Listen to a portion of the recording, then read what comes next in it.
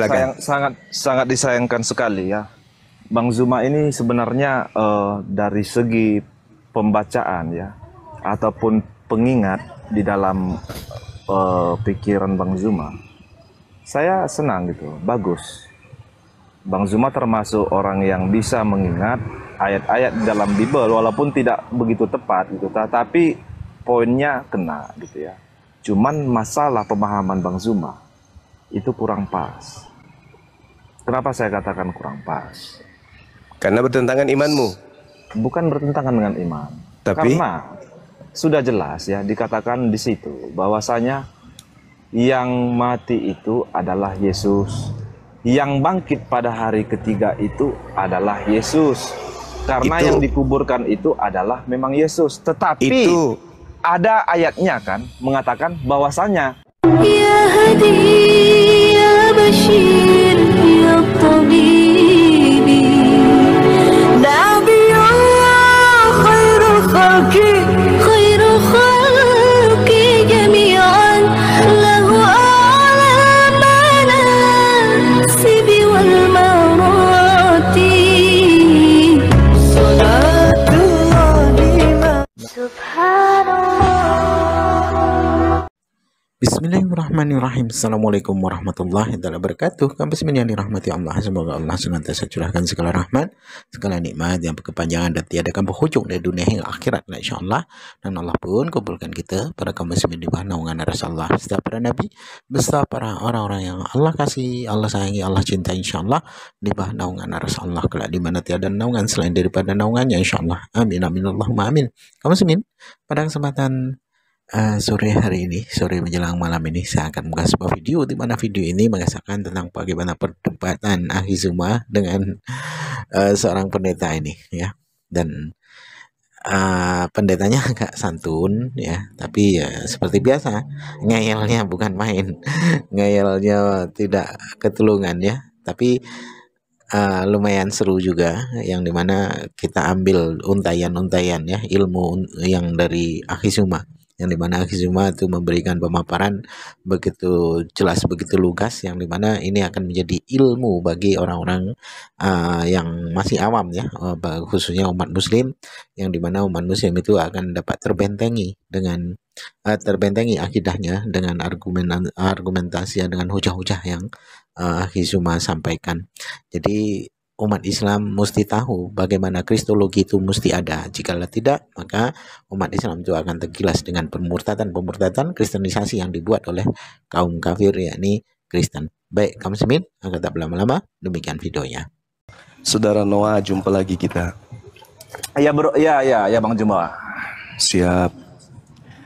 Gimana? Jadi Anda menjadikan Yesus yang adalah manusia ini menjadi Tuhan oleh karena adanya data-data yang muncul kemudian yang tidak pernah Yesus ucapkan.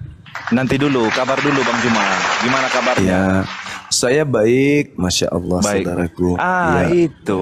Iya, begitu. Kita tanya kabar dulu kan lebih enak. Baru Iya, oke, silakan saudara lanjutkan. Noah ini sehat kan? Saya sehat selalu, Bang. Sehat selalu. Syukur Alhamdulillah. Iya, Iya. amin amin.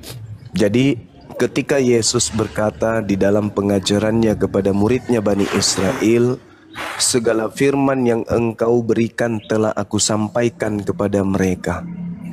Baik. Menurut pemahaman saudara Noah, apakah masih ada firman yang belum disampaikan?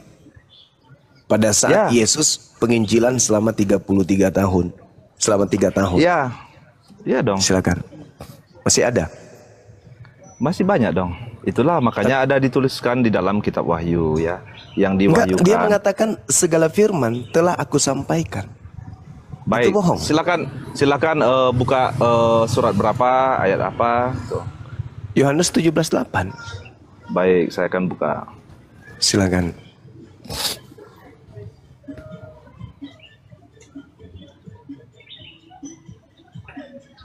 Oke, coba dibaca Bang Zuma. Segala firman yang engkau berikan kepadaku telah aku sampaikan kepada mereka, dan mereka telah menerimanya, dan mereka percaya dengan pasti bahwa engkaulah yang telah mengutus aku. 1. segala firman yang Yesus terima dari Tuhan telah Yesus sampaikan. 2, setelah seperangkap firman ini disampaikan pada pengikutnya, endingnya pengikutnya percaya Yesus Rasul utusan Tuhan. Itu endingnya. Gak ada lagi yang lain. Oke, lalu Nah, silakan. Lalu muncul Kristen dengan pola wahyu yang entah dari mana, siapa penulisnya kita nggak tahu.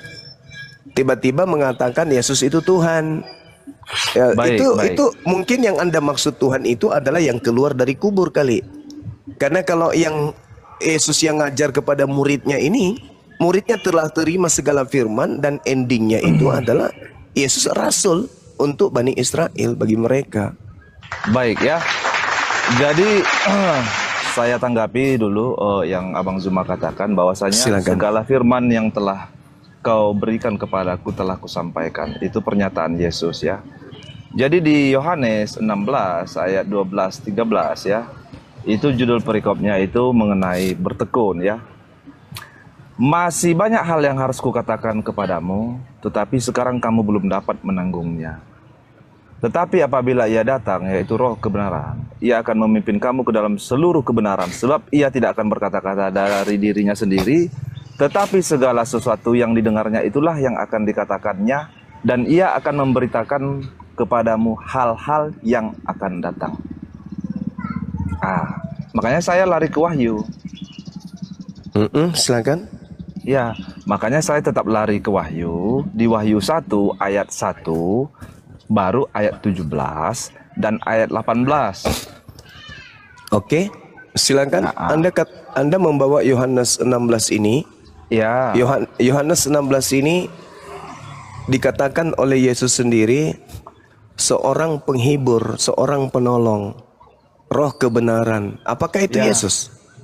Ya, Atau pasti oknum dong. lain? Ya pasti dong Yesus roh kebenaran. Loh, coba Anda baca nomor 7-nya. Baik, di Yohanes 16 tadi ya. Iya, silakan. Oke. Baik.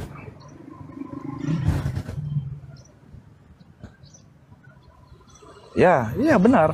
Nah, siapa? Siapa yang Namun benar yang kukatakan ini kepadamu adalah lebih berguna bagi kamu jika, aku pergi. Sebab jikalau aku tidak pergi, penghibur itu tidak akan datang kepadamu. Tetapi jikalau aku pergi, aku akan mengutus dia kepadamu. Jadi yang datang setelah Yesus pergi siapa? Maksudnya?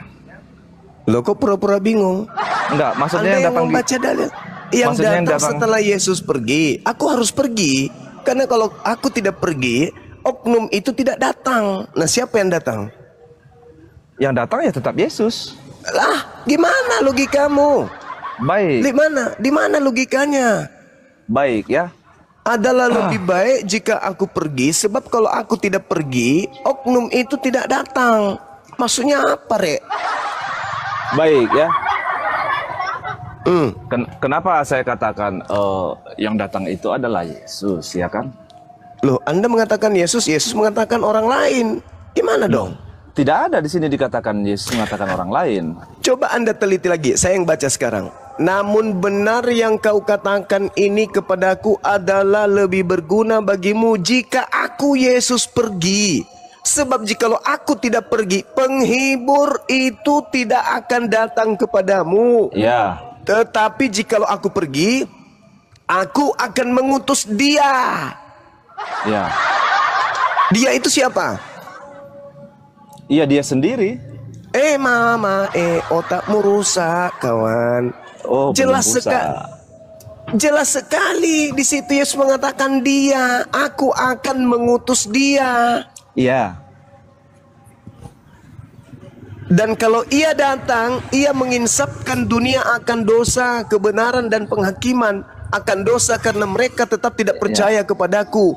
Akan kebenaran karena aku pergi kepada Bapa dan kamu tidak melihat aku lagi. Aku pergi kepada Bapa. Yang datang oknum lain. Siapa Tetapi orang lain? Tetapi apabila ia datang, yaitu roh kebenaran. Ia akan memimpin kamu ke dalam seluruh kebenaran, sebab ia tidak akan berkata-kata dari dirinya sendiri, tetapi segala sesuatu yang didengarnya itulah yang akan dikatakannya, dan ia akan memberitakan kepadamu hal-hal yang akan datang. Dia, penolong lain ini, penghibur ini, roh kebenaran ini akan memuliakan aku. Oke, baik. Saya ikuti Bang Zuma. Ya, silakan. Oke. Jadi kalau dari asumsi Bang Zuma saja, siapa Kok ini? jadi saya asumsi? Ini dari asumsi Bang Zuma. Jadi bukan asumsi yang saya abang bacakan ini ayat. Maksudnya Ya, ini yang saya jelas meminta- yang jelas kita tunggu. Sebelum ke situ kita akui dulu, ini bukan Yesus. Iya, makanya saya ingin mengikuti apa yang Bang Zuma sampaikan. Iya, tunggu dulu. Ini bukan Yesus dulu. Jangan ribet kemana-mana. Oke, Akui dulu oke, bahwa oke. yang datang setelah Yesus bukan Yesus. Betul? Oh, oke, baik. Oke, kita ikuti ya. Oke. Oke. Berarti gugur Paulus ya? Baik, terserah. Kita ikuti. Gugur juga penulis kitab Wahyu ya? Kenapa gugur? Lah yang datang coba Anda baca ya, Wahyu 1 nomor 1. Inilah wahyu Yesus Kristus. Bukan Yesus lagi dong yang datang. Salah ente. Harusnya Jadi dirubah. siapa? Tunggu dulu. Harusnya dia rubah. Inilah wahyu dari roh kebenaran, dari sang penghibur, dari penolong lain yang dikaruniakan Allah kepadanya. Itu baru betul. Oke, siapa itu Bang? Apanya? Siapa roh penghibur itu? Ini nubuat kan? Ya, siapa roh penghibur itu? Ini tidak yang menyebut menurut- nama kan? Ya, harus menyebut nama dong. Namanya nubuat tidak nyebut nama. Tetapi Ya. siapa yang cocok dengan nubuat itu, itulah dia. Oke, siapa yang cocok Oke. dengan nubuat itu? Kalau Baik. saya terlepas dari saya Islam, satu-satunya agama yang memuliakan Yesus hanya Islam. Yahudi tidak, Hindu tidak, Buddha tidak, apalagi Kristen. Satu-satunya hanya umat Islam. Dan lagian ketika dikatakan seorang penolong di dalam Yohanes 14 nomor 16 jelas di situ, aku akan minta kepada Bapa agar Bapa mengutus seorang penolong lain. Kalau Baik, Anda keberatan, saya mengatakan bahwa yang disebut di sana sebagai roh kebenaran adalah baginda Rasulullah Muhammad sallallahu alaihi wasallam. Sedangkan yang disebut dengan Roh Kudus adalah malaikat Jibril. Baik. Oke. Silakan. Jadi ini sih bukan soal kita terima atau tidak terima ya jawabannya. Pokoknya yang Abang Zuma jawab itu dari hati nurani Bang Zuma. Iya, yang Oke. jelas gugur Paulus dan teman-temannya. Silakan. Baik ya. Jadi di Yohanes 16 tadi ya, di ayat yang ke-14, ia akan memuliakan aku, sebab ia Ya. akan memberitakan kepadamu apa yang diterimanya daripadaku.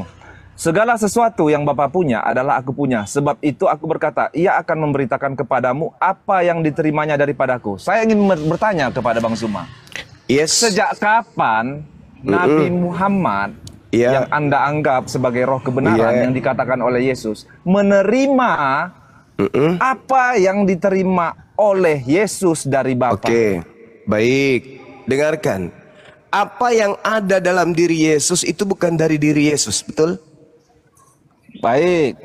Tapi berasal dari Bapa yang mengutus dirinya, betul? Dari Bapa yang mengutus dirinya.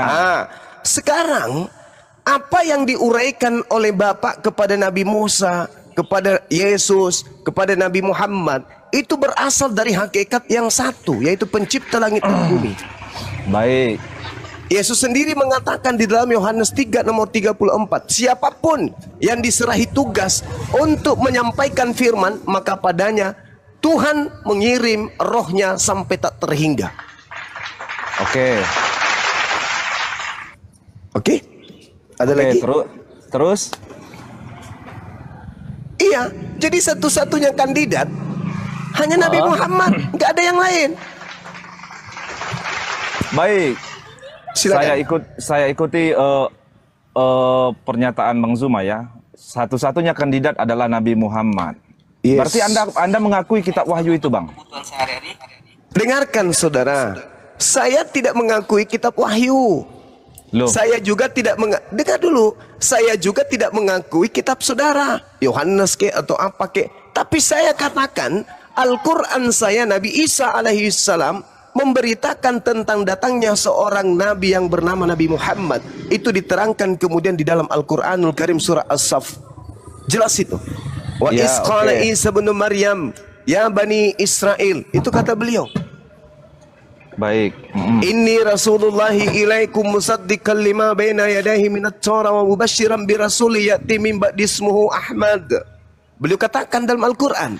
Ternyata setelah Indonesia merdeka, ada Bible beredar di tengah-tengah kita yang mengindikasikan kemudian ucapan-ucapan Yesus itu sendiri membongkar kalau akan datang seorang penolong lain setelahnya.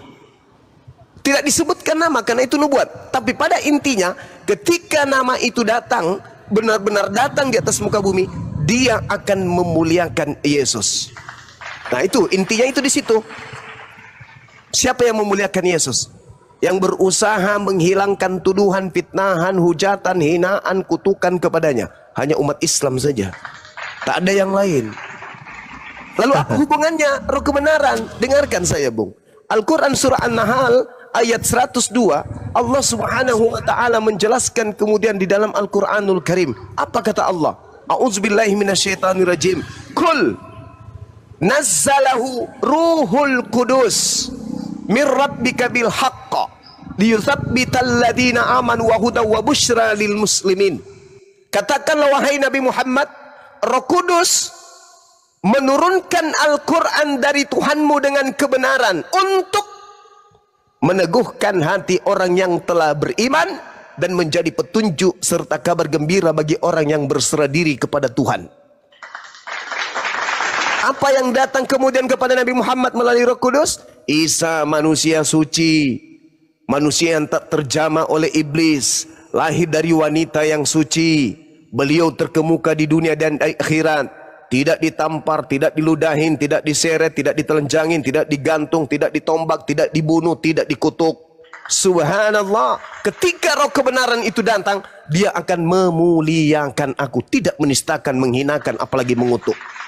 Sedangkan ajaran Kristen setelah Yesus pergi, kutuk, kutuk, kutuk, kutuk, kutuk, Yesus dikutuk, menanggung dosa kutuk, semua dosa, pencuri, pemerkos, dan seterusnya ditanggung oleh Yesus. Penghinaan apalagi yang kurang terhadap Yesus ini dari kalian? Sedangkan roh kebenaran ketika datang, apa? Memuliakan aku. Makanya ketika kami menyebutkan oknum ini dalam versi nama yang sesungguhnya berdasarkan Al-Quran, kami menyebutnya alaihis salam. Alaihis salam, alaihis salam. Atasnya keselamatan, atasnya keselamatan. Sama dengan kaum yang ada pada zamannya. Hosana, Hosana, Hosana anak Daud, Hosana anak Daud, Hosana anak Daud. Keselamatan atas anak Daud. Semoga keselamatan atas anak Daud. Sama. Sedangkan kalian, Kristus telah menebus Kristen dari kutuk hukum Taurat dengan jalan menjadi kutuk sebab ada, karena Kristen sebab ada tertulis, terkutuklah Yesus yang mati digantung di atas tiang salib. Itu memuliakan itu. Itu memuliakan. Yang ditampar siapa? Yesus. Yang diludahin siapa? Yesus. Yang ditonjok siapa? Yesus. Yang ditelanjangin siapa? Yesus. Yang ditangkap siapa? Yang diseret siapa? Yang kemudian ditombak siapa? Yang digantung, yang dibunuh siapa? Yesus. Islam datang mengatakan tidaklah. Yesus tidak mengalami hal nista hina seperti itu. Beliau langsung diangkat oleh pencipta langit dan bumi karena dia adalah makhluk yang disayangi, makhluk yang dikasihi. Dia adalah jalan kebenaran dan hidup. Maka tidak pantas jalan kebenaran hidup itu justru mati, harus terangkat langsung ke langit. Makanya dia datang kedua kalinya nanti untuk menjadi hakim. Siapa yang terdakwa? Kalian yang telah menghinakan beliau. Apa kata beliau nanti? Enyahlah daripadaku kalian semua pembuat kejahatan. Aku tidak mengenal kalian. Nggak sadar juga. Kalau dulu sebelum Nabi Muhammad datang, orang mengaminkan ajaran dari barat ini, oke-oke saja sih. Penjajah datang membawa ajaran itu sebelum Nabi Muhammad datang, oke-oke saja sih. Siapapun bisa dibodohi, siapapun bisa disesatkan. Tapi ketika Nabi Muhammad datang, memuliakan oknum tersebut, orang-orang yang berpikir, berakal sehat, akan menanggalkan ajaran yang seperti ini, menuju kepada ajaran yang memuliakan beliau. Jangan pakai Quran, pakai data Bible. Ketika roh kebenaran itu datang, dia akan memuliakan aku. Nah, mana yang memuliakan? Kristen atau Islam? Siang malam nih, saya sendiri sudah hampir 18 tahun nih berdialog, berkutik dengan, ribut dengan ngotak-atik Bible. Tapi kemudian saya siang malam membela Yesus, mensucikan beliau dari kalian, tapi kalian berupaya setengah pingsan untuk supaya Yesus yang dihinakan ini. Ayo, Baik, oke. silakan. Jadi mengenai kekuasaan Tuhan ataupun Iya. kemahakuasaan Tuhan ya. Kita buka di PL ya, di Ayub 11 di ayat 7 itu sampai ayat 8 ya. Dapatkah engkau memahami hakikat Allah, menyelami batas-batas kekuasaan yang maha kuasa? Tingginya seperti langit-langit, apa yang dapat kau lakukan? Dalamnya melebihi dunia orang mati, apa yang dapat kau ketahui? Jadi di sini sangat jelas ayat ini menegaskan ya, sepintar apapun manusia tidak akan mendapat memahami hakikat ataupun memahami menyelami batas-batas kekuatan atau kekuasaan yang maha kuasa. Mungkin dari kita, kalau kita manusia ya, bahkan saya, kalau saya berpikir dari logika saya, masa Tuhan menjadi manusia harus mati lagi? Itu dari logika saya. Tetapi saya kembalikan ke Ayub 11. Sejauh apa saya bisa memahami, menyelami batas-batas kekuatan Tuhan? Tidak bisa. Justru karena itu, jadi sebenarnya yang membatasi Tuhan ini adalah manusia, bukan Tuhan yang berbatas, bukan Tuhan yang mempunyai keterbatasan, tetapi manusialah yang selalu membatasi Tuhan ini mau gimana, mau gimana. Karena ini jelas ayatnya. Saudara, keterpurukan ajaran agamamu tidak bisa kau bungkus dengan dalil seperti ini.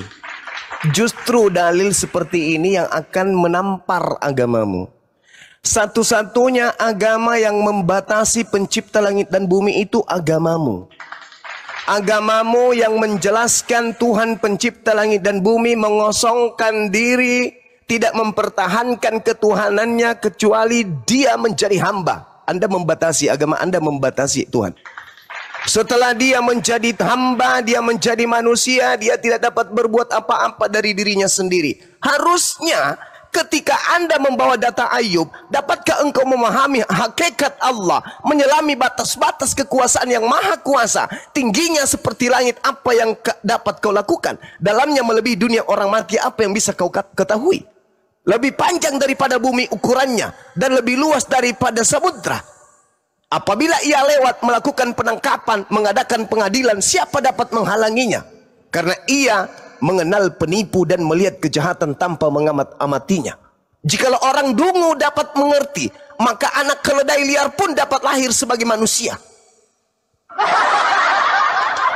Jika orang dungu dapat mengerti, maka sekali lagi saya katakan, anak keledai liar pun dapat lahir sebagai manusia. Jikalau engkau ini menyediakan hatimu, jikalau engkau ini menadahkan tanganmu, jika engkau ini mengharapkan kepadanya, jikalau engkau menjauhkan kejahatan dalam tanganmu dan tidak membiarkan kecurangan dalam kemahmu, maka sesungguhnya engkau dapat mengangkat mukamu tanpa celah, dan engkau akan berdiri teguh dan tidak akan takut. Bahkan engkau akan melupakan kesusahanmu, hanya teringat seperti kepada air yang telah mengalir yang lalu.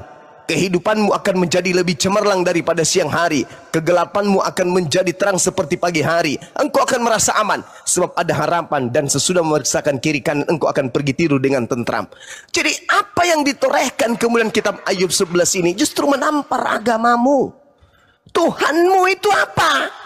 Bayi lahir di kandang binatang dalam palungan. Apa itu? Tuhan itu tidak bisa dicapai oleh penglihatan. Hakikat Tuhan tidak diselami batas-batasnya. Dia maha tinggi. Laisa kamislihi syai'. Kalau tidak percaya kepada Al-Quran, baca kitabnya orang Yahudi. 2 Samuel 7:22. Tuhan maha tinggi, tidak serupa dengan makhluk, tidak serupa dengan apapun. Nah, kalau dia sudah serupa dengan apapun, Cak Ayu, maka dia dapat diselami batas-batasnya. Kekuasaan maha kuasanya itu hilang. Tingginya langit dapat terukur, dalamnya samudra bisa diukur. Kenapa? Karena dia sudah menjadi makhluk setara dengan manusia, setara dengan makhluk, setara dengan ciptaan. Ini menampar. Makanya orang Yahudi tertawa ketika kalian itu mencocok-cocokkan Tuhan kalian dari barat itu dengan pola keagamaan mereka. Baik ya. Silakan. Itu penyampaian yang sangat bagus ya, Bang Zuma. Semoga ya apa yang kita bicarakan ini bisa mengedukasi juga dan ilmu pembelajaran. Jadi tadi Bang Zuma mengatakan bahwasanya justru kami orang Kristen ini membatasi kekuasaan ataupun kemahakuasaan Tuhan. Kan saya sudah sampaikan di Ayub 11 itu ayat 7 ya, satu perikop lah saya katakan. Makan di situ ayat itu menegaskan, itu ayat pertanyaan, dapatkah manusia ini memahami hakikat Allah, menyelami batas-batas kekuasaan Tuhan? Itu sudah pasti jawabannya tidak dapat. Tidak dapat. Tidak dapat. Yes. Tidak dapat. Karena itu semua di luar akal kita. Oke, di kitab Bilangan, di kitab Ulangan, di kitab Samuel, dan di kitab-kitab lain, banyak memang ayat-ayat yang mengatakan, ya, berbunyi seperti ini, bahwasanya Tuhan itu tidak sama dengan apapun. Tuhan itu bukan manusia. Saya setuju dengan itu. Tetapi ketika saya membaca ayat 7 ini, apakah berarti yang di ayat 7 ini, penyampaian ini tidak benar? Karena kalau tidak benar, berarti kita bisa memahami hakikat Tuhan secara keseluruhan. Jangankan hakikat Tuhan, isi hati saya, manusia aja tidak tahu. Apalagi mau hakikat Tuhan. Kan begitu? Kekuatan saya aja, manusia tidak bisa tahu kekuatan saya seperti apa. Kekuatan Anda seperti apa. Kita sesama manusia loh, apalagi Tuhan. Jadi apakah tidak mungkin kalau Tuhan mau begini, mau begitu? Ya, berarti Anda mau membatasi Tuhan. Tidak membatasi Tuhan. Karena sekarang Yesus terbatas nggak? Terbatas karena dia manusia. Nah itu dia. Makanya Tuhan tidak bisa kemudian diselami dengan makhluk. Anda mengatakan tidak bisa. Dapatkah engkau memahami hakikat Tuhan? Menyelami batas-batas yang maha kuasa? Tidak dapat. Tidak dapat. Jadi kalau Anda beranggapan karena tidak dapatnya sehingga dia jadi manusia, kalau begitu Anda boleh mengatakan bahwa bom-bom itu adalah Tuhan. Wah, kenapa? Bom-bom jadi bom-bom. Anda nggak bisa menyelami maunya Tuhan. Anda tidak bisa kemudian membatasi hakikat Tuhan. Maunya dia, mau jadi bom-bom kek, mau jadi apa kek, maunya dia. Itu kalau Anda memaksakan Yesus sama dengan pendapat Anda. Ya, tapi kan bom-bom nggak menyatakan diri. Meski Yesus menyatakan diri nggak? Ya, menyatakan diri dong. Apa dia mengatakan? Apa yang dikatakan? Banyak ayat-ayat ya, walaupun silakan. Ya baik, banyak ayat-ayat di dalam Injil ya. Injil Matius, Markus, Lukas, Yohanes ya. Iya, silakan. Yesus itu berkata seperti ini. Iya. Akulah jalan kebenaran dan hidup. Tidak ada yang sampai kepada Bapa kalau tidak melalui aku. Ya, baru aku ada di dalam Bapa, Bapa ada di dalam aku. Jadi sebagai kita manusia, ya, 1000 kali utusan pun dia, 1000 kali orang yang disayangi oleh Tuhan pun Yesus ini, ketika dia mengatakan Bapa ada di dalam dia, berarti itu menyetarakan Bapa dengan dia. Itu pemahaman saudara. Memang benar, bukan pemahaman. Ini dari bahasa Indonesia yang baik dan benar loh. Oke, baik. Oke. Kalau saya mengatakan Yesus ada di dalam aku ada di dalam Yesus, bisa enggak Anda pahami itu?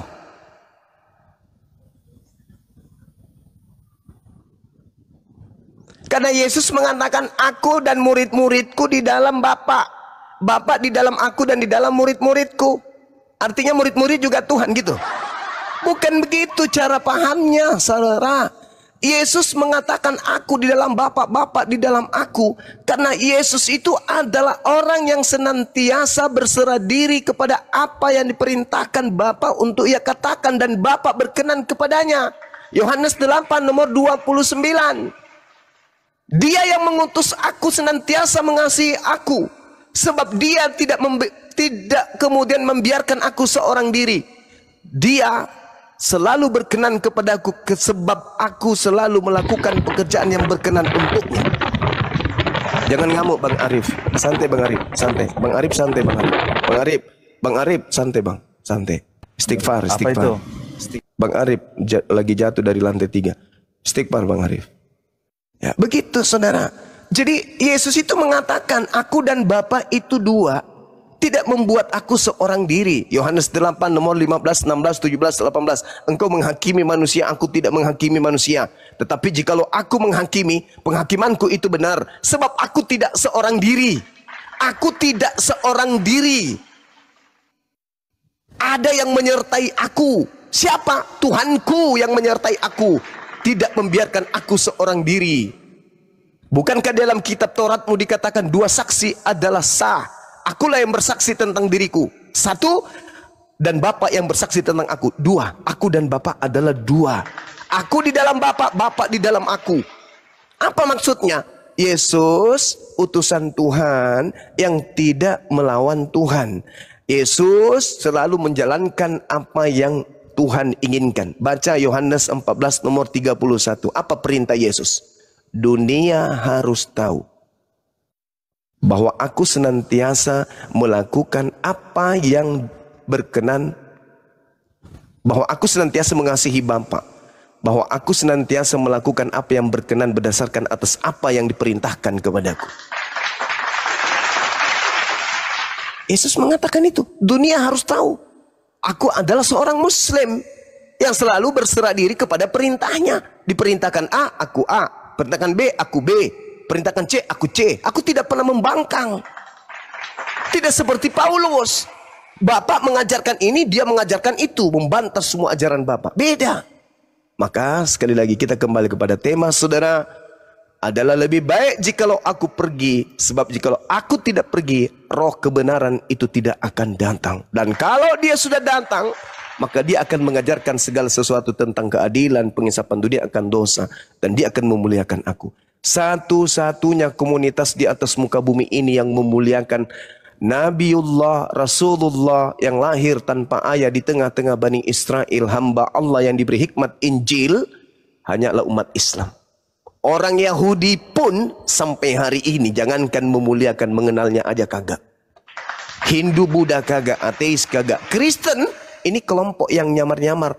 Mulutnya mengasihi, tapi pada praktiknya sangat anti terhadap Yesus. Yesus mengajarkan satu Tuhan, anti Kristen. Harus tiga Tuhan. Yesus mengajarkan endingnya dia adalah utusan Tuhan, anti Kristen. Kristen mengajarkan Yesus itu Tuhan itu juga. Yesus mengajarkan satu-satunya Tuhan adalah yang mengutusnya. Kristen anti terhadap konsep itu. Kristen melantik Yesus sehakikat dengan Tuhan. Berarti bukan satu-satunya. Yesus mengajarkan lebih mudah langit dan bumi lenyap daripada hukum Taurat itu batal. Anti Kristen itu. Kristen lebih suka kepada pengajaran Paulus. Semua ajaran Tuhan Torah itu dibatalkan dengan darah Yesus.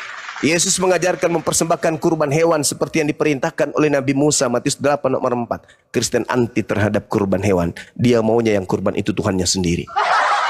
Yesus mengajarkan menguduskan hari Sabtu. Kristen anti terhadap itu. Mereka maunya hari Minggu. Jadi Kristen itu adalah anti Yesus. Tetapi mereka mengaku mengikuti Yesus. Itu juga tidak salah. Kristen ini memang adalah pengikut Yesus. Saya mengaminkan itu.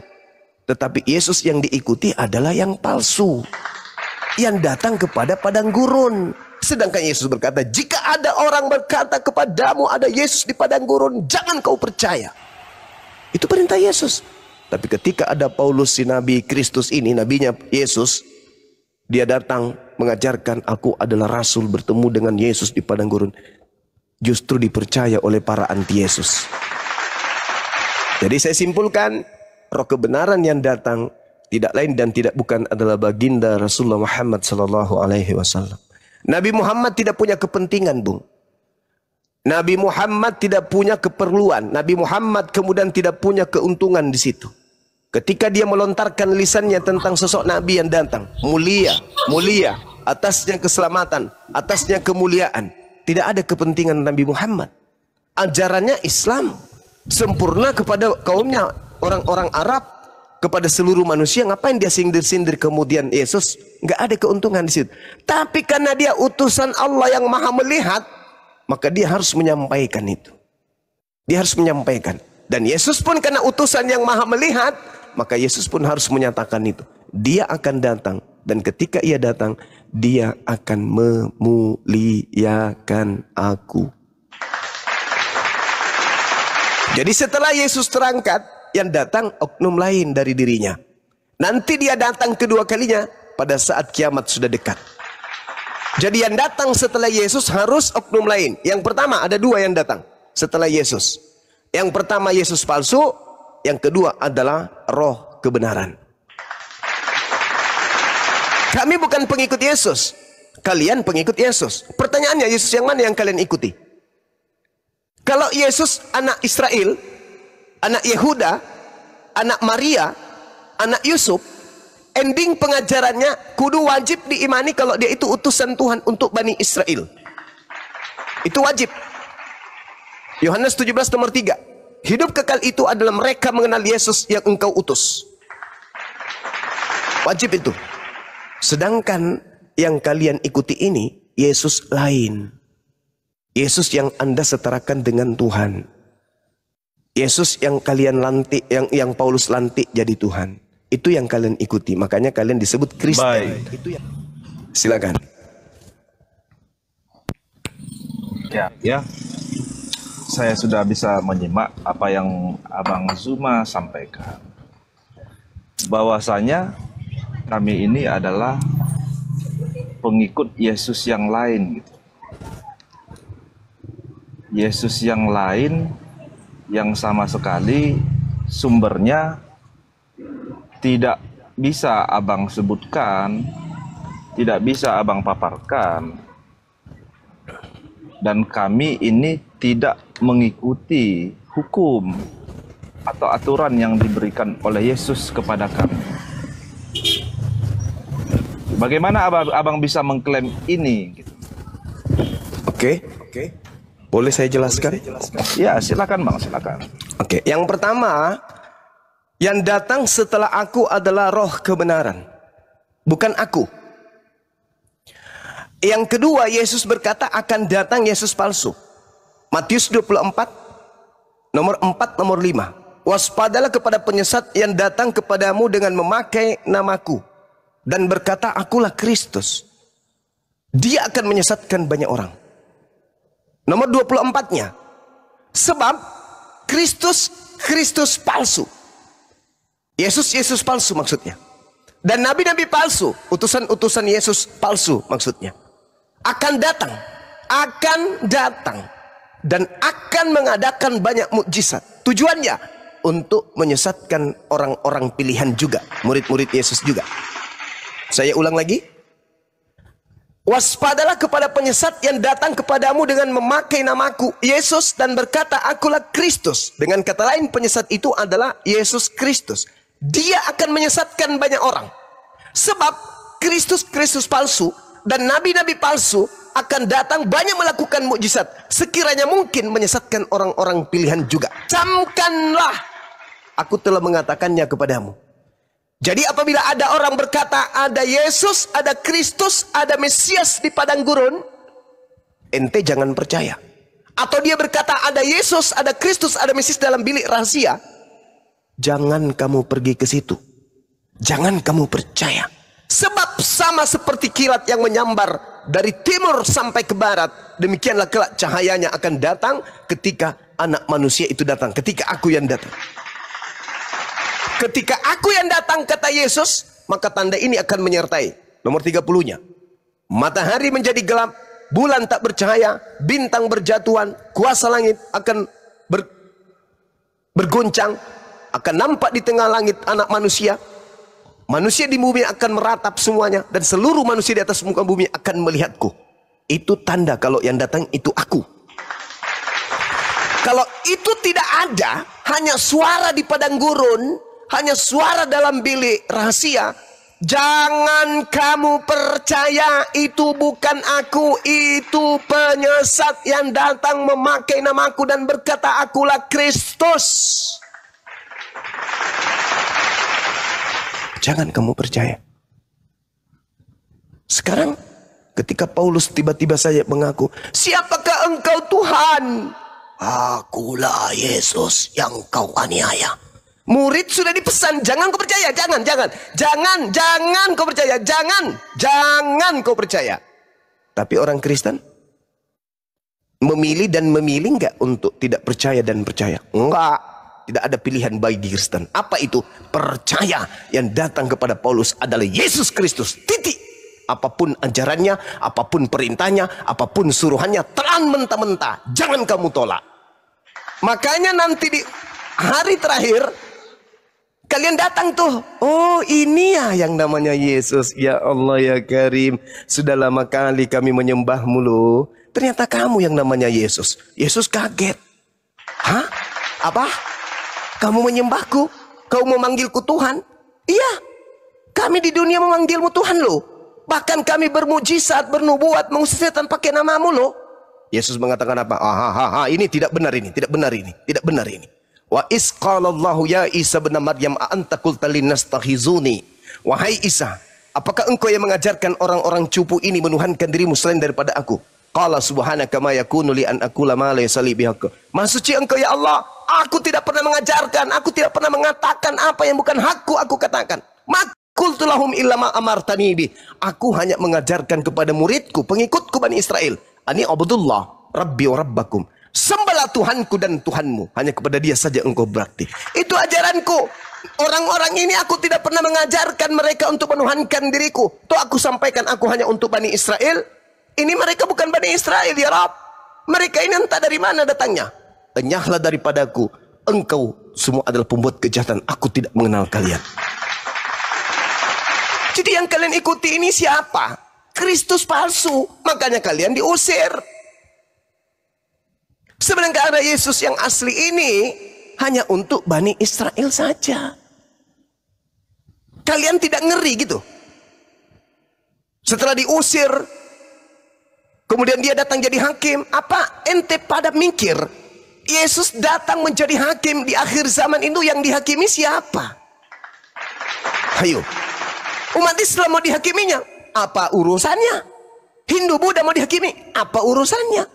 Yang dihakiminya itu adalah diutus ke bumi untuk mengadili orang-orang yang menuhankannya, yang mempermalukannya di hadapan Tuhannya.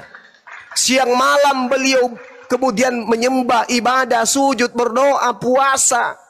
Menderita dia ketika datang sebagai nabi di tengah Bani Israel, mengajak Bani Israel menerima dirinya sebagai utusan Tuhan. Dan setelah dia terangkat ajarannya diobok-obok, malah dia dilantik, ditinggikan menjadi Tuhan. Maka dia turun kemudian marah semarah-marahnya. Enyahlah daripadaku, kalian adalah pembuat kejahatan. Dia turun menjadi hakim bagi kalian. Itu saudara. Baik, menghakimi. Ya silakan. Oke, jangan kepanjangan Bang. Isa rokok dulu Silakan. atau ngopi dulu ya. Langsung aja dipotong kalau Anda mau bicara, silakan. Oh gitu, oke baik ya. Jadi dari pernyataan-pernyataan Bang Zuma ini ya, walaupun mengutip ayat Bible, tapi prasangka Bang Zuma ini sangat lari gitu ya, bahwasanya kami ini menyembah Yesus yang tidak kami kenal, menyembah Yesus yang palsu, bukan Yesus yang seperti yang diberitakan ya, yang bahwasanya ya yang Yesus sebenarnya adalah Yesus yang tidak disalibkan, melainkan diselamatkan atau diangkat oleh Sang Pencipta langit dan bumi ke sorga, lalu datang kembali ke dunia untuk menghakimi orang yang hidup dan yang mati. Jadi di dalam Matius 28 di ayat 19, karena tadi abang mengatakan bahwasanya Yesus ini hanya untuk orang Bani Israel. Baik, memang itu kenyataan yang benar. Tetapi karena bangsa Israel menolak mentah-mentah, karena mereka tidak mengharapkan kedatangan Yesus mereka harapkan adalah seorang raja, raja yang bisa membebaskan mereka dari penjajahan Romawi atau Yunani kuno pada zaman itu. Makanya mereka menolak mentah-mentah kedatangan Yesus ini, sehingga Yesus menyatakan di Matius 28 ayat 19 kepada murid-muridnya, karena itu pergilah, jadikanlah semua bangsa muridku, dan baptislah mereka di dalam nama Bapa, Anak, dan Roh Kudus. Jadi kalau ini disandingkan ya dengan kepercayaan Abang, karena ini mengenai kebangkitan setelah dia berbicara setelah dia bangkit dari kematian. Ini tidak sinkron dengan pemahaman yang ada di dalam agama Islam, karena agama Islam meyakini bahwasanya Yesus itu atau Isa itu tidak mati. Kan begitu. Ini tadi lagi Abang sampaikan bahwasanya kitab kami atau Bible atau Taurat gitu ya, itu tidak sepenuhnya atau memang tidak Abang akui sebagai kitab Taurat atau kitab Injil sebelum adanya kitab Quran yang diakui oleh Al-Quran, yang diakui oleh Islam. Benar kan Bang? Gimana? Bang Zumar? Gimana? Ini kitab kami ya, kitab yang kami gunakan sekarang. Iya. Apakah ini benar? Tidak benar, isinya ini tidak ada kebenaran. Oke, saya jawab boleh? Benar.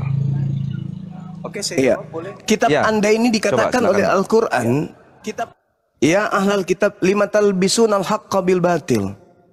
Wahai ahli kitab, mengapa engkau mencampur adukkan antara yang hak dan yang batil? Jadi kitab Anda ini adalah hasil daripada yang hak dan batil ini dicampur kemudian.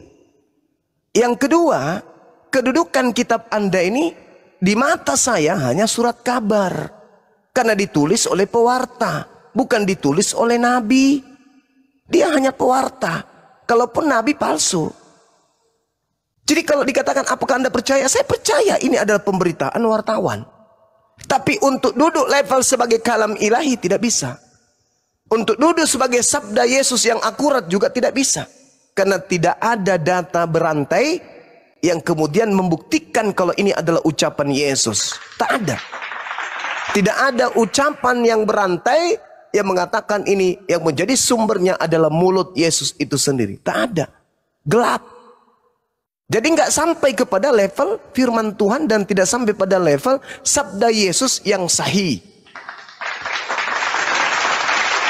Itu saudara. Jadi kalau Anda mengatakan bahwa kenapa bertentangan, tidak bertentangan. Anda yang tidak memahami Bible. Anda yang tidak memahami surat kabar ini. Anda membacanya hanya serampangan. Yang Anda baca yang hanya menyenangkan hati Anda, yang hanya meningkatkan keyakinan kepercayaan Anda. Anda tidak mengulitinya secara netral. Saya netral, Bung. Saya pakai akal. Lepas dari keislaman saya, mengkaji untuk mencari keburukan. Tidak. Saya mempelajarinya sebagai surat kabar. Bukan firman Tuhan. Saya kasih data kepada saudara. Kisah para rasul ini dituliskan oleh hasil penyelidikan orang yang bernama Lukas. Kita harus menghargai toh. Karena ini karya ilmiah. Hasil penyelidikan. Jeripaya seseorang untuk menyusun berita. Orang yang cinta ilmu harus berterima kasih kepada Lukas. Tapi sayang, kalau ini disusupkan kemudian ke dalam otak Bang Suma untuk diimani sebagai firman Tuhan, maaf saja. Saya tidak akan pernah percaya itu. Karena ini hanya karya. Kita lihat, walaupun karya, unsur kebenaran pasti ada di dalamnya. Selayaknya skripsi karya ilmiah, unsur kebenaran di dalamnya tentu ada. Tapi sebenar-benarnya skripsi, sesahih-sahihnya, sepalit-palitnya skripsi atau tesis tidak akan sampai kepada level firman Tuhan. Yakin dan percaya itu. Mari saya buktikan kepada saudara. Di dalam kisah para rasul, data nomor 31 jelas dikatakan, sabar. Karena itu ia telah melihat ke depan dan telah berbicara tentang kenaikan Mesias, bukan kebangkitan, ya. Itu hanya dipelintir oleh terjemah. Kenaikan Mesias. Ketika ia mengatakan bahwa dia tidak ditinggalkan di dunia orang mati. dan bahwa dagingnya tidak akan mengalami kebinasaan. Dagingnya tidak akan mengalami kematian. Ini karya ilmiah, harus dihargai. Yesus ini dikatakan dia tidak ditinggalkan di alam kubur, dan bahwa dagingnya tidak mengalami kematian, tidak menjadi mayat. Yesus inilah yang dibangkitkan Allah, dan tentang hal itu kami semua adalah saksi. Ini dibangkitkan di sini, dinaikkan. Bukan bangkit dalam bahasa Yunani zoa. Zao itu bangkit. Kalau dia ini bukan zao. Sehingga ketika dikatakan bahwasanya dan sesudah dia ditinggikan oleh tangan kanan Allah, sekarang pertanyaan saya, yang meninggikan Yesus Kristus yang Anda percayai menjadi tumbal dosa kalian itu, tangan kanan Allah atau tentara Romawi? Itu kuncinya. Apakah tentara Romawi ini adalah tangan kanan Allah? Apakah tentara Romawi ini apakah iblis yang merasuki Yudas ini adalah tangan kanan Allah? Apakah imam kepala mahkamah agama, orang-orang Farisi yang menghakimi Yesus, yang menginginkan kecelakaan terhadap Yesus, yang melakukan kesaksian palsu dan tipu muslihat ini adalah tangan kanan Allah? Atau jangan-jangan sesudah dia ditinggikan oleh tangan Allah dan menerima Roh Kudus yang dijanjikan itu, maka dicurahkannya apa yang kamu lihat dan kamu dengar di sini. Artinya antara yang dinaikkan, ditinggikan oleh anak manusia, oleh tangan manusia, dan oleh tangan Allah itu berbeda. Yesus tidak ditinggalkan di kubur. Yesus mayat, tubuhnya tidak menjadi mayat, tapi seketika dia ditinggikan oleh tangan kanan Allah, yaitu malaikat. Berarti yang membusuk di kubur 3 hari 3 malam, yang masuk di alam kubur dan yang kemudian tubuhnya menjadi mayat, itu siapa? Apakah dia yang ditorehkan dalam Kisah Para Rasul 2 ini? Tentu oknum yang berbeda. Kalau Anda membaca sedikit lagi, kalau Anda membaca Yohanes 8, Bung, nomor 28, kita lihat, ini yang ditinggikan adalah anak manusia. Apabila kamu, di situ ada kata kamu. Kamu di sini adalah orang Roma dan orang Yahudi. Apabila kamu telah meninggikan anak manusia, barulah kamu tahu bahwa akulah dia, dan bahwa aku tidak berbuat apa-apa dari diriku sendiri, tetapi aku berbicara tentang hal-hal sebagaimana diajarkan Bapa kepadaku. Sekali lagi saya katakan, apabila kamu meninggikan anak manusia, barulah kamu tahu bahwa akulah dia, dan bahwa aku tidak berbuat apa-apa dari diriku sendiri, tetapi aku berbicara tentang hal-hal sebagaimana diajarkan Bapa kepadaku. Kamu meninggikan manusia, dengan tangan kanan Tuhan meninggikan Yesus, itu adalah berbeda. Jadi kamu yang meninggikan manusia, meninggikan Yudas, dan Tuhan, tangan kanan Tuhan meninggikan Yesus, itu adalah berbeda. Kalau anak manusia yang meninggikan berarti salib. Kalau tangan kanan Tuhan yang meninggikan berarti malaikat mengangkat Yesus ke langit, sebagaimana yang dinubuatkan di dalam Mazmur 91, Tuhan akan mengutus malaikatnya untuk menatang Yesus di tangannya agar kaki Yesus itu tidak terantuk kepada batu. Begitu Yesus dicobai di Matius 4, iblis datang. Kalau engkau anak Allah, engkau anak Tuhan, jatuhkan dirimu, sebab ada tertulis tentang engkau, Tuhan akan mengutus tangan kanannya untuk menatang engkau di tangannya agar kakimu tidak terantuk kepada batu.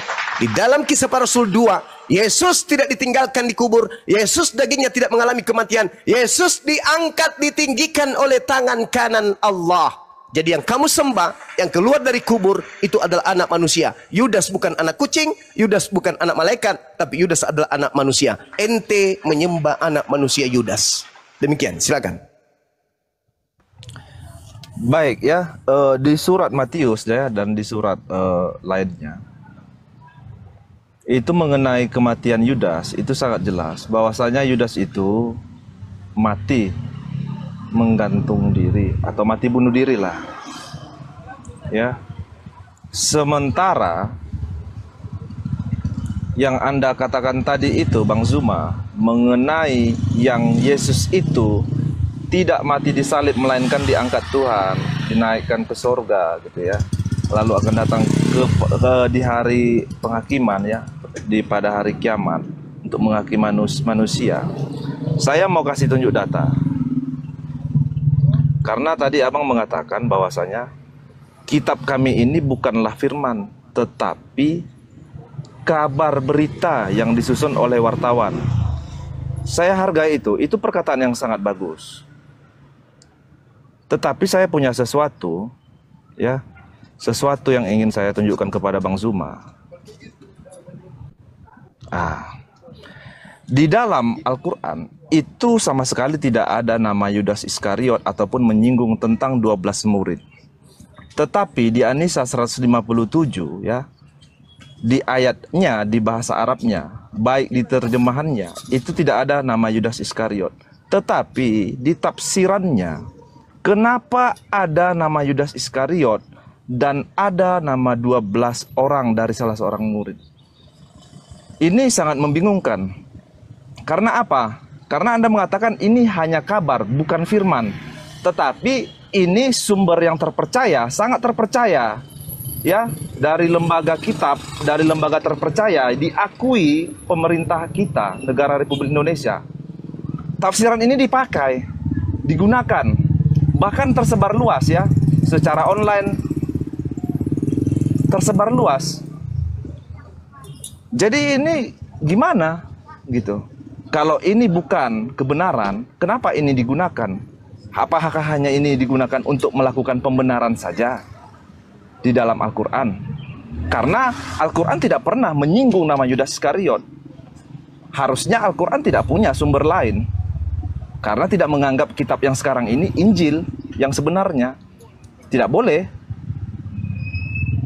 Kalau ada memang Injil yang sebenarnya, bukan Injil yang sekarang ini yang sebenarnya, ada yang Anda katakan memang betul-betul Injil, ya silakan ditunjukkan gitu.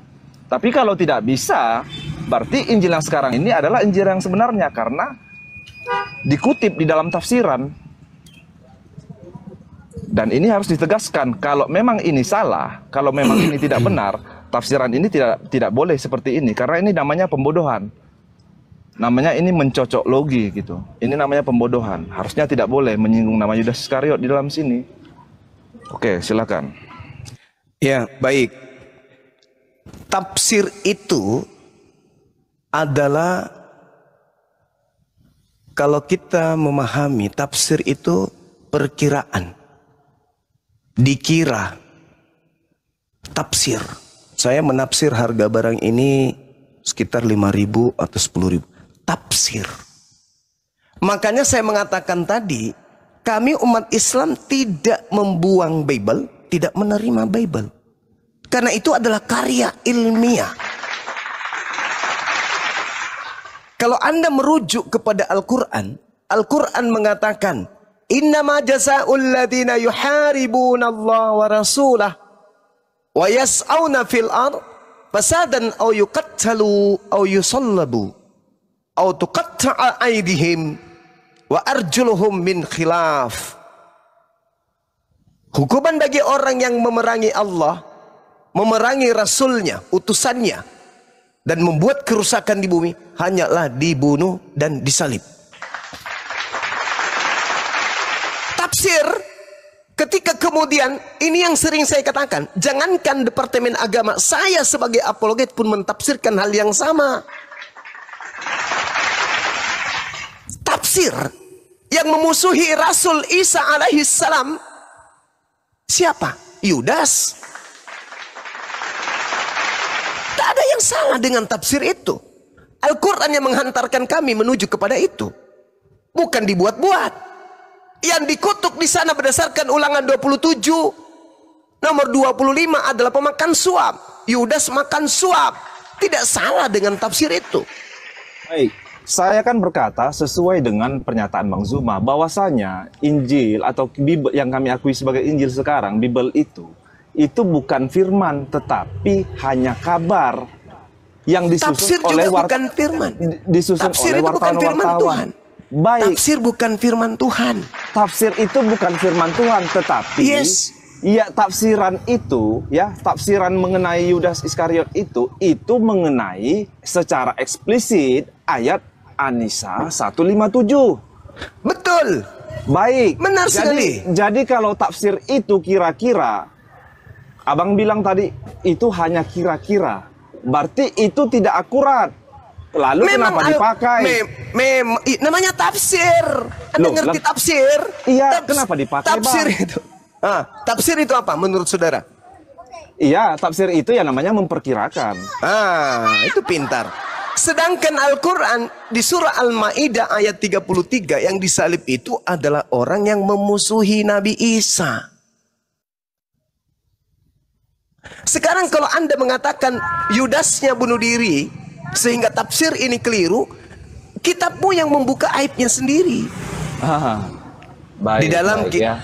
dengarkan. Oke, Di dalam Bang. kisah Pak. Di dalam kisah para Rasul 1 nomor 18-19. Yudas ini telah membeli sebidang tanah. Yudas telah membeli sebidang tanah dari upah kejahatannya. Dia membeli, lalu ia jatuh tertelungkup dan perutnya terbelah sehingga semua isi perutnya tertumpah. Hal itu diketahui oleh semua penduduk Yerusalem, sehingga tanah itu mereka sebut dalam bahasa mereka sendiri Hakal Dama, artinya tanah darah. Ingat sekali lagi, Yudas beli tanah. Setelah beli tanah baru bunuh diri. Yang beli tanah Yudas sendiri, lalu bunuh diri. Tanahnya sudah dibeli oleh Yudas itu sendiri, lalu dibeli, lalu bunuh diri. Lihat kontradiksinya, kontraversi di dalam Matius 27 nomor 5. Maka Yudas melemparkan uang perak itu di dalam bait suci, lalu pergi dari situ dan menggantungkan diri. Dia tidak beli tanah. Nomor 6, imam-imam kepala memungut uang yang dilemparkan oleh Yudas tadi, lalu sesudah itu mereka berunding untuk membeli tanah dari uang yang dilemparkan Yudas. Saya ulang. Baik, saya sudah mengerti. Saya sudah Matius 27, Yudas tidak beli tanah, dia melemparkan duit, lalu bunuh diri. Iya. Imam yang beli tanah. Di kisah para Rasul, Yudas sendiri yang beli tanah, tidak ada imam di sana, tidak ada melemparkan uang di sana, dia Baik. bunuh diri. Saya sudah mengerti. Dua jadi sumber yang salah ini Ya. nggak bisa dijadikan sebagai pedoman. Ini dua sumber di dalam Alkitab yang sama ya. Ini yang apa? Satu yang dari Matius, satu yang dari mengenai surat Paulus ya. Jadi ini mengenai prasangka dan praduga. Ya. Kita melihat endingnya. Kita melihat endingnya bahwasanya Yudas itu benar-benar mati karena bunuh diri. Jadi mengenai prasangka itu sama seperti misalnya ada kecelakaan ya di jalan. Ini ada beberapa saksi nih. Nanti saksi A pasti bilang, "Oh, tadi itu langgar trotoar." Yang satu lagi tadi, "Oh, tadi diserempet bis di sana." Yang satu lagi, "Oh, tadi itu laka tunggal masuk ke dalam itu parit," katanya. Itu pasti berbeda. Prasangka dan duga, tetapi endingnya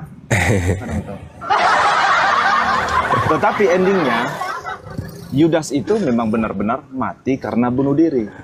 Dan Yudas ini digunakan nama Yudas ini benar karena apa? Karena ada sumbernya dari kitab Matius. Sementara tafsiran yang digunakan oleh lembaga Al-Quran ya Indonesia NU, mereka itu tidak pernah dan tidak ada hubungannya dengan Yudas Iskariot. Tidak pernah mempelajari, mengetahui tentang Yudas Iskariot. Dan Tuhan pun, Allah tidak pernah berfirman mengenai Yudas Iskariot. Bagaimana bisa mereka mengait-kaitkan hal ini dengan Yudas Iskariot? Itu sangat tidak logis, Bang. Ya, saya jawab. Saya jawab lagi. Saya ulang lagi jawaban saya. Itu tidak logis, Bang. Saya jawab lagi. Ya. Al-Quran tidak mengatakan siapa yang menggantikan Nabi Isa. Oke, ditafsirkan kemudian yang menggantikan Nabi Isa itu Yudas. Referensinya apa? Bible. Salah. Tafsiran itu nggak salah. Karena kenapa? Saya sebagai umat Islam memang mengatakan berdasarkan Bible yang disalib itu Yudas. Anda mengatakan tadi, sabar dulu. Anda mengatakan tadi endingnya. Oke. Mungkin Anda mengatakan Yudas bunuh diri berdasarkan Kisah Para Rasul 1. Kemudian yang berdasarkan Matius 27 bunuh diri. Oke. Tapi cerita yang mengelilingi itu sudah kontradiksi. Maka karya ilmiah seperti ini tertolak demi keilmuan. Tidak bisa. Yang satu mengatakan Yudas beli tanah lalu bunuh diri. Yang satu mengatakan Yudas bunuh diri, yang beli tanah adalah imam.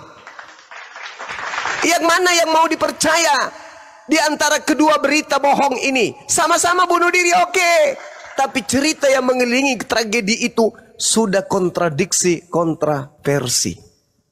Tidak bisa dijadikan sebagai sandaran. Nah sekarang kalau begitu kita masuk ke tafsir. Tafsir siapa? Tafsirnya Matius 25 nomor 27 nomor 5. Jangan Quran. Tafsirnya Bible.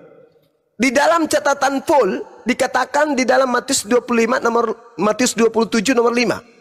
Matius mengatakan bahwa Yudas menggantung diri. Di dalam Kisah Para Rasul 1:18 mencatat bahwa ia tewas karena jatuh. Barangkali yang dilakukan Yudas ini adalah menjatuhkan diri di atas sebuah tonggak yang telah diruncingkan. Titik. Keterangan Matius 27 nomor 5 adalah mati dengan menggantungkan diri pada masa itu hanya dilakukan dengan cara disalibkan. Pertanyaan saya, apakah boleh dikategorikan orang yang disalibkan orang lain itu bunuh diri atau dibunuh? Ya dibunuh. Dibunuh, berarti bukan bunuh diri. Keterangan dari catatan Paul Matius 27 nomor 5, Yudas itu disalibkan atau disulakan. Baik, bukan ya. Bunuh diri. Jadi saya sudah berbicara tentang Alkitab ya. Kesana kesini gitu ya, dengan teman-teman juga sharing-sharing. Jadi saya selalu mengingatkan teman-teman Kristen ya, bahwasanya jangan coba-coba berbicara mengenai kekristenan itu di luar daripada konteks teks ya yang ada di dalam Alkitab. Jadi yang Anda paparkan itu tadi adalah mengenai Alkitab sabda. Di dalam kekristenan ataupun di dalam Alkitab itu tidak ada tafsiran. Yang membuat Alkitab sabda itulah yang menafsirkan. Untuk apa? Untuk kepentingan semata. Demi urusan uang. Itu sudah pasti. Karena tidak ada Alkitab mengatakan seperti itu. Kan begitu. Kita tetap harus kembalikan ke sumber utamanya. Ada dua sumber. Mengenai yang ditulis oleh Paulus. Mengenai yang ditulis oleh di Injil Matius. Ada dua sumber. Tapi tidak ada mengatakan seperti itu. Gantung diri dan disalibkan itu sangat jauh berbeda, Bang. Gantung diri ya, kita sama-sama tahu ini bahasa Indonesia. Gantung diri dan disalibkan itu jauh sekali. Itu tafsir. Itu tafsir Matius 27 nomor 5. Bagaimana kalau ucapan Yesus sendiri yang mengatakan bahwa bukan dia yang disalib? Boleh nggak saya sajikan datanya? Yesus sendiri mengatakan, dengarkan silakan, kita saling mengedukasi di sini. Iya, silakan. Iya. Di dalam Matius 17 nomor 23, Yesus berkata, mereka akan membunuh dia dan bangkit pada hari ketiga. Yesus berkata, mereka akan membunuh dia. Dia di sini siapa? Ya, itu satu. Yesus. Itu satu. Hah? Matius 17 kan? Iya. Nomor 23. Baik, Matius 17 ayat 23. Ya. Saya baca. Silakan Anda baca. Anda yang baca, jangan saya. Dan mereka akan membunuh dia dan pada hari ketiga ia akan dibangkitkan. Maka hati murid-muridnya itu pun sedih sekali. Jadi saya sudah membuktikan kepada saudara pengakuan Yesus sendiri yang mengatakan hal tersebut. Yang kedua, Matius 20 nomor 18. Yesus berkata, 20:18. Bentar. Yesus berkata, Sekarang kita pergi ke Yerusalem dan anak manusia akan diserahkan kepada imam-imam dan mereka akan menjatuhi dia hukuman mati. Oke. Ketiga, Matius 20 nomor 28. Yesus berkata, sama seperti anak manusia datang bukan untuk dilayani, melainkan melayani dan untuk memberikan nyawa dia bagi orang banyak. Oke. Markus 9 nomor 31. Yesus berkata, anak manusia akan diserahkan kepada manusia dan mereka akan membunuh dia. Oke. Markus 10 nomor 33. Yesus berkata, mereka akan menyerahkan dia. Oke, baik, tidak usah banyak-banyak ya. Sabar, sekali Karena lagi. Lukas silakan. 18 nomor 33. Yesus berkata, mereka menyesat dan membunuh dia. Oke, jadi kesimpulan Abang, Dia bukan Yesus. dia bukan Yesus. Baik. Yes. Oke. Baik ya. Dari apa yang Abang paparkan tadi ya, yang paling utama sekali di Matius 28 tadi, di Matius 18 tadi, Enggak ada mengenai Matius 18. ada Di mana? Matius 17, sorry ya. Yes. Di Matius 17 tadi, bahwasanya di ayat berapa tadi ya? Saya lupa. 23. Ya, di ayat 23. Dan mereka akan membunuh dia. Oke, dia ini siapa menurut Bang Zuma? Dia siapa lagi? Anak Siapa? manusia yang Ya, siapa? dinubuatkan untuk celaka. Yudas. Yudas. Oke, Yes. kita lanjutkan membaca ayatnya ya. Ya, dan mereka akan membunuh Yudas ya. Kata dia ini saya ganti dengan nama Yudas ya. Dan Oke. mereka akan membunuh Yudas. Dan pada hari ketiga Yudas akan dibangkitkan. Coba, di mana Yudas dibangkitkan? Oke, yang keluar dari kubur, kepada aku telah diberi kuasa. Sekarang Coba, di pertanyaan mana? saya. Di mana Sekarang Yudas dibangkitkan? Ingat, Bung. Ingat, dengarkan. Duduk pelan-pelan, dengarkan saya. Di Lukas 4 nomor 6, Yesus diberi kuasa di bumi oleh iblis. Yesus terima enggak?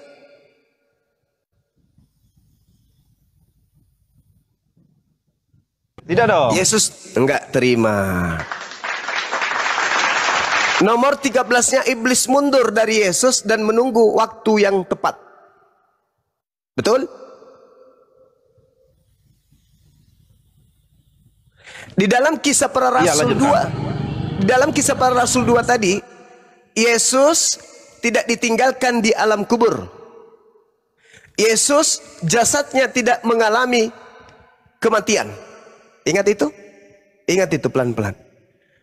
Kemudian ada yang dikuburkan keluar dari hari ketiga dari kubur. Yesus memberikan bangkit hari ketiga itu adalah tanda untuk angkatan jahat. Matius 12 nomor 38 sampai nomor 40. Angkatan jahat ini minta satu tanda dan tidak akan diberikan satu tanda pun kepada angkatan jahat selain anak manusia keluar dari kubur pada hari ketiga. Itu tanda untuk angkatan jahat. Sekarang ketika ada orang yang keluar dari kubur lalu berkata, kepadaku telah diberi kuasa, pergilah kepada bangsa-bangsa, jadikanlah mereka menjadi muridku. Pertanyaan saya, siapa dan dari mana kuasa yang diterima oknum ini? Ingat, Yesus tadi menolak kuasa itu. Yesus tidak menerima kuasa itu. Ada yang keluar dari kubur mengaku, kepadaku telah diberi kuasa. Siapa sang pemberi kuasa dan siapa yang menerima kuasa ini? Sampai Yesus mengatakan, waspada, waspada, waspada. Akan datang penyesat dengan memakai namaku dan berkata, akulah Yesus Kristus. Siapa yang keluar dari kubur ini? Ayo, silakan. Yesus tidak mengalami kematian. Yesus tidak ditinggal di kubur. Tapi dia diangkat, ditinggikan oleh tangan kanan Allah. Siapa yang masuk di alam kubur ini? Yang keluar pada hari ketiga. Yang tanda untuk angkatan jahat.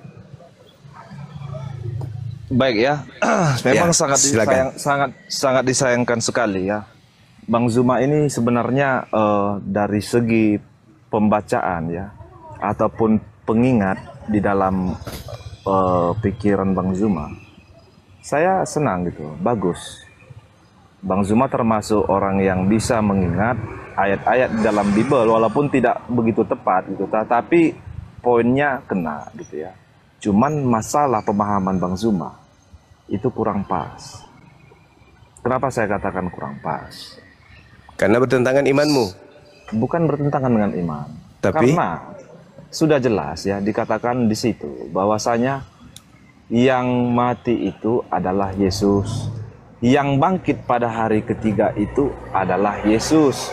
Karena Itu- yang dikuburkan itu adalah memang Yesus. Tetapi itu ada ayatnya kan mengatakan bahwasanya Yesus itu setelah dia menampakkan diri kepada murid-muridnya di hari ketiga itu, mereka heran. Karena apa heran? Hmm. Yesus ini tubuhnya seperti tidak mengalami kematian. Padahal yang mereka lihat, Yesus ini sudah dicambuk. Yesus ini sudah dipukul sampai berdarah-darah, sampai koyak-koyak kulitnya. Tetapi kok bisa utuh kembali? Nah, Kan begitu. Itu yang Iya. yang Abang Zuma katakan, kan gitu. iya, Makanya Abang menyatakan bahwasanya Yesus ini tidak mengalami kematian. ya. Terus ada lagi sebelum saya terangkan? Oke, justru karena itu ya, yang bangkit itu Yesus.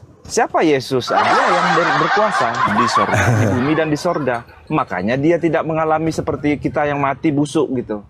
Oke. Dia tetap utuh, dia tetap kekal, dia tetap abadi. Padahal tadi dalilnya tidak mengalami kematian. Jasadnya tidak mengalami kematian. Oke? Jasadnya tidak ditinggal di alam kubur. Dia diangkat langsung oleh tangan kanan Allah. Malaikat langsung mengangkatnya. Sedangkan Yesus berkata, Yohanes 14:30, tidak banyak lagi aku berkata-kata dengan kamu. Artinya bukan dia lagi yang keliling 40 hari itu, bukan dia. Tidak banyak lagi aku berkata-kata dengan kamu, sebab penguasa dunia ini datang. Penguasa dunia ini datang. Dan penguasa dunia ini, yaitu iblis, tidak sedikit pun berkuasa atas diriku. Kalau Yesus menerima kuasa, berarti iblis berkuasa atas dirinya. Yesus dibawa ke gunung yang tinggi. Iblis berkata, segala kemegahan dan kemuliaan dunia akan kuberikan kepadamu Yesus, jika engkau menyembah aku. Yesus terima? Enggak. Artinya iblis tidak berkuasa atas dirinya. Maka yang menerima kuasa dari iblis bukan Yesus. Anda mengatakan datang dia muncul, diperlihatkan dirinya dalam Lukas 24. Salam alaihim. Murid-muridnya kaget dan ketakutan. Sebab apa? Sebab mengira melihat hantu. Kalau Yesus mengajarkan kepada muridnya bangkit hari ketiga, maka muridnya akan berlarian memeluk gurunya. Hore, guru kita benar-benar datang hari ketiga sesuai dengan janjinya. Tapi apa yang terjadi? Kaget dan ketakutan sebab mengira melihat hantu. Sebenarnya yang mereka lihat itu sudah bukan Yesus. Tapi orang yang kemudian yang dikatakan oleh Yesus sebagai anak manusia. Yesus sendiri sudah di langit. Yang datang kepada muridnya ini yang dinubuatkan, waspadalah kepada penyesat yang datang kepadamu dengan memakai namaku dan berkata, akulah Kristus. Waspada. Dia akan menyesatkan banyak orang. Inilah dia yang datang. Dan apa kata Matius 24 nomor 24? Dia juga akan menyesatkan orang-orang pilihan, murid-murid pilihan. Berarti Yesus palsu ini datang kepada murid yang asli, yang ke-12 orang ini. Matius 24 nomor 24, Kristus palsu akan datang kepada murid pilihan. Berarti yang datang ini murid pilihan. Anda coba lihat di dalam Yohanes 12 nomor 31. Sekarang berlangsung penghakiman atas dunia ini. Sekarang juga penguasa dunia ini, iblis, akan dilemparkan keluar. Keluar dari mana? Exo dalam bahasa Yunani, keluar dari mana? Keluar dari mana? Tanda Yunus dimasukkan ke alam kubur. Di dalam Yesaya 14 nomor 12, 13, 14, 15, ketika iblis naik ke langit ingin menyetarai Tuhan, dia malah dilemparkan ke alam kubur, masuk ke dalam kubur.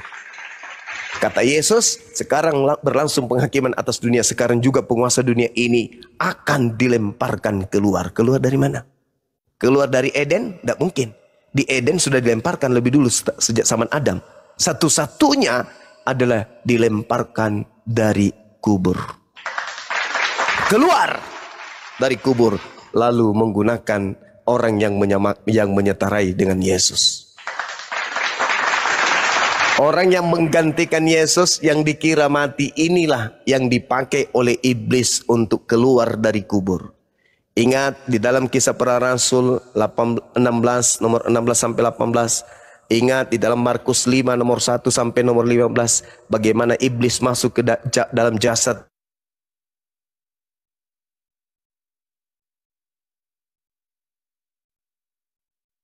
jasad yang keluar pada hari ketiga, iblisnya sudah ada di dalam. Itu bukan Yesus yang keluar dari kubur. Karena dia sudah mengatakan, kepadaku telah diberi kuasa. Pergilah ke seluruh bangsa, jadikanlah seluruh bangsa menjadi muridku. Sedangkan Yesus berpesan, Matius 10 nomor 5 nomor 6. Yesus berpesan kepada ke-12 muridnya agar jangan ke bangsa lain, tetapi pergilah kepada domba-domba yang sesat dari umat Israel. Bahkan Yesus dengan mulutnya kepada orang Kanaan yang datang minta anaknya disembuhkan. Tidak pantas roti yang disediakan untuk Bani Israel diberikan kepada anjing. Kata wanita itu betul, tapi bukankah anjing makan sampah dari meja tuannya? Yesus mengatakan, besar imanmu, ente memang anjing, ente memang pemakan sampah. Silakan sesuai dengan apa yang engkau inginkan, anakmu sembuh. Baik ya. Jadi, ya, Oke. Jadi ini saya rasa terakhir dulu ya tanggahan saya karena saya mau jemput anak sekolah ini, Bang. Silakan. Jadi ya di Yohanes 20 ya mengenai Yesus menampakkan diri kepada murid-muridnya. Ini ada satu Yesus menampakkan diri kepada salah seorang murid Yesus ya, yaitu Thomas. Tetapi Thomas, seorang dari ke-12 murid itu yang disebut Didimus, tidak ada bersama-sama mereka ketika Yesus datang ke murid-murid yang lain. Maka kata murid-murid yang lain kepadanya, Thomas, kami telah melihat Tuhan. Tetapi Thomas berkata kepada mereka, sebelum aku melihat bekas paku pada tangannya, dan sebelum aku mencucukkan jariku ke dalam bekas paku itu, dan mencucukkan tanganku ke dalam lambungnya, sekali-sekali aku tidak akan pernah percaya. 8 hari kemudian murid-murid Yesus berada kembali dalam rumah itu, bersama-sama dengan mereka sementara pintu-pintu terkunci. Yesus datang dan ia berdiri di tengah-tengah mereka dan berkata, damai sejahtera bagi kamu. Kemudian ia berkata kepada Thomas, Thomas, taruhlah jarimu di sini dan lihatlah tanganku. Ulurkanlah tanganmu dan cucukkan ke dalam lambungku dan jangan engkau tidak percaya lagi, melainkan percayalah. Thomas menjawab, ya Tuhanku dan Allahku.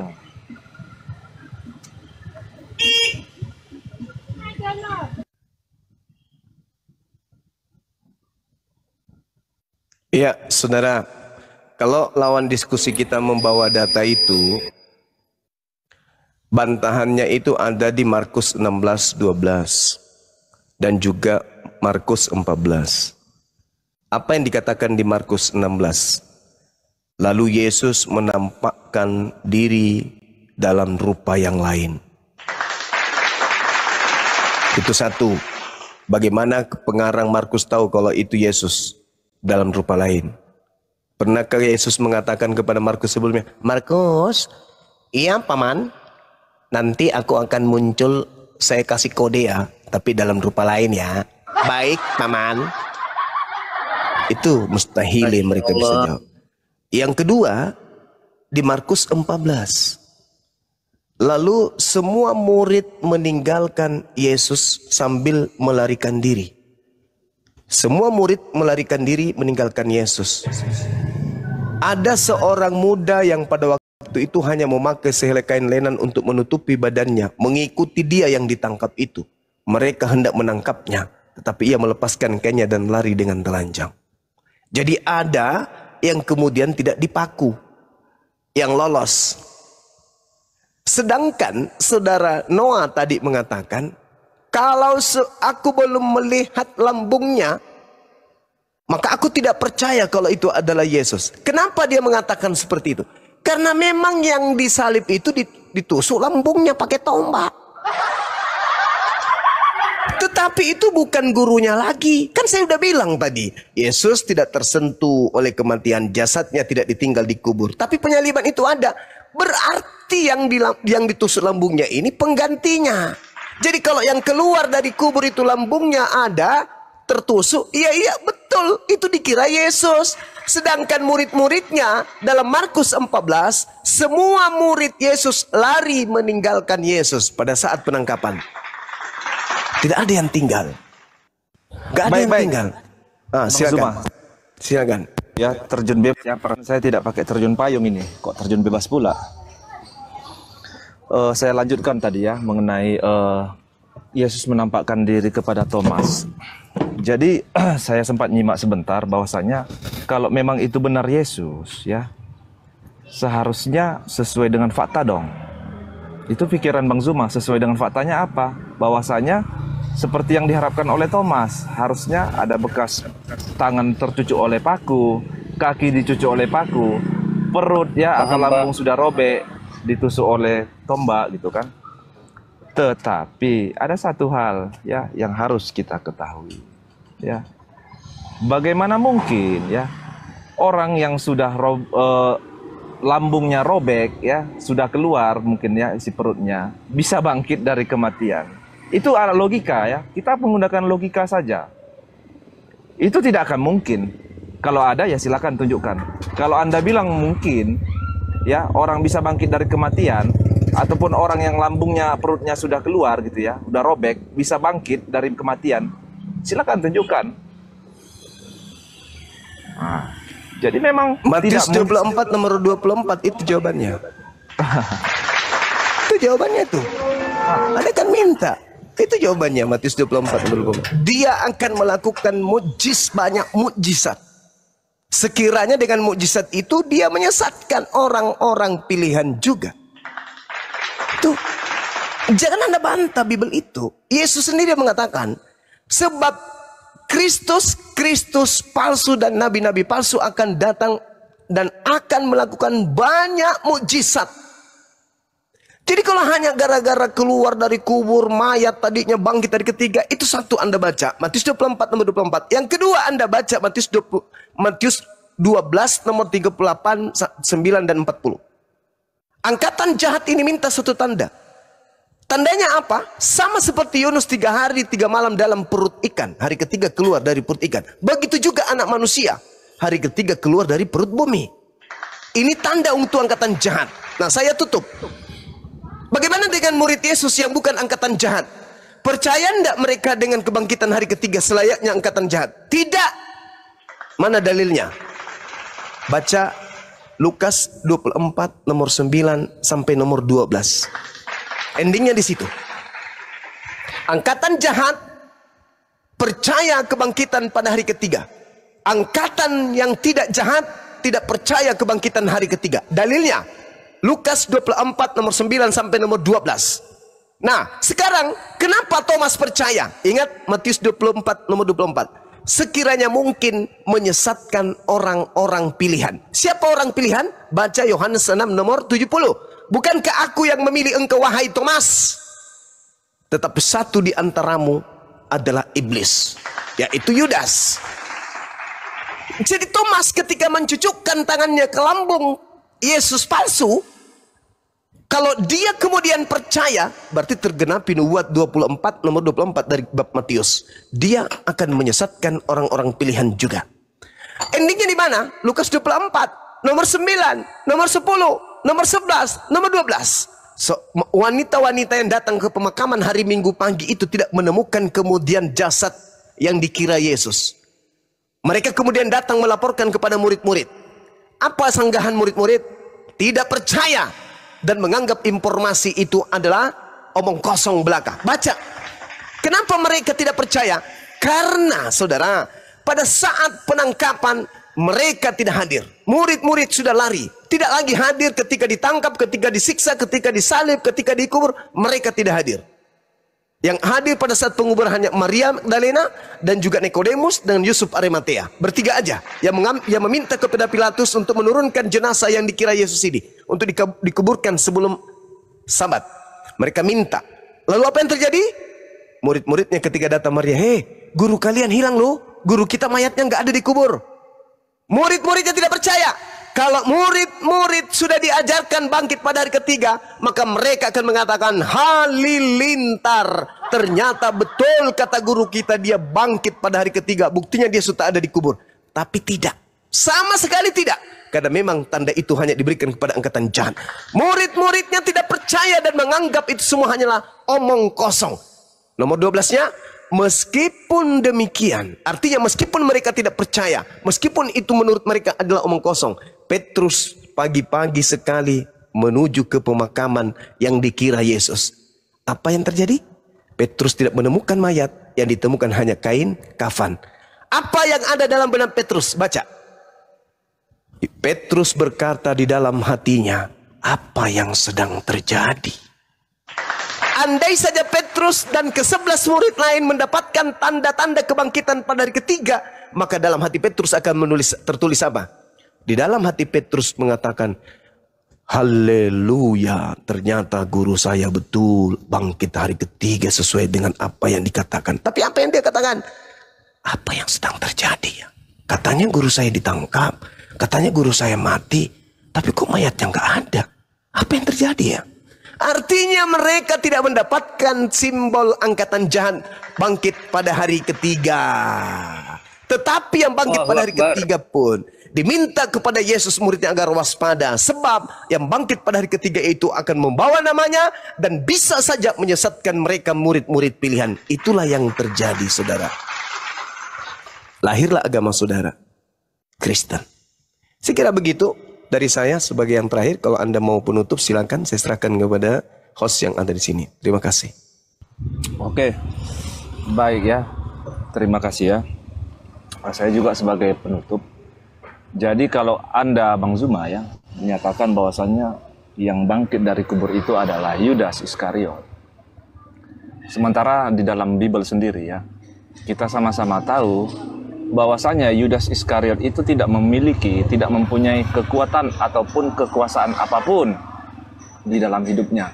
Bahkan sekali-kali pun tidak ada satu ayat pun menegaskan bahwasanya Yudas itu menerima kekuatan yang bisa membangkitkan dirinya dari kematian melalui iblis. Tidak ada.